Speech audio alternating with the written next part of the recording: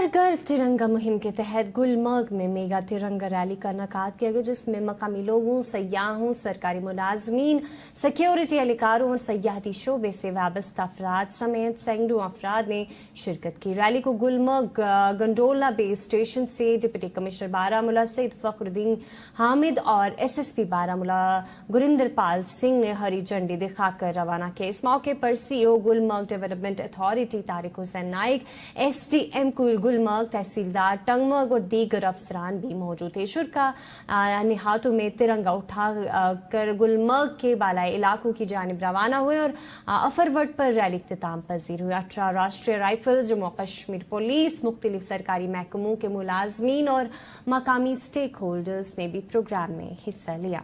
जैसे कि आप जानते हैं कि इस बार के हर घर तिरंगा कैंपेन में 150वें साल की सेलिब्रेशन हमारे वंदे मातरम राष्ट्रीय गीत की दोनों प्रोग्राम्स एक साथ चल रहे हैं।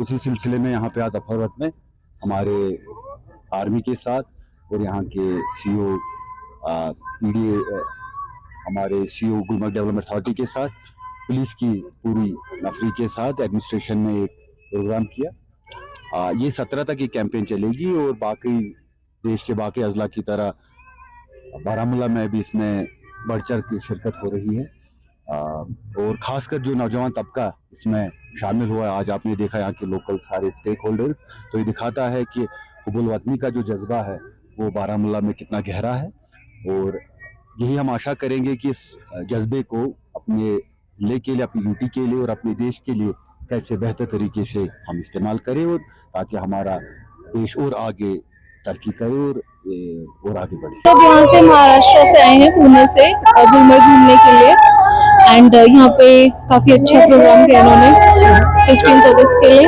तो we are very proud of our army, our defence forces and it's amazing. इतनी ऊंचाई पर बहुत ऊंचा है, यहाँ पे ठंड है, it's very remote and it's very tough, बहुत ही रफ सिचुएशंस हैं एंड उन्होंने बहुत ही फैबुलस काम किया। याद में रहे, सब सेलिब्रेट करें, खुश रहे, मिलजुल के सेलिब्रेट करें, बस वही रहेगी एंड जय हिंद। हमारे यहाँ पे CO साहब का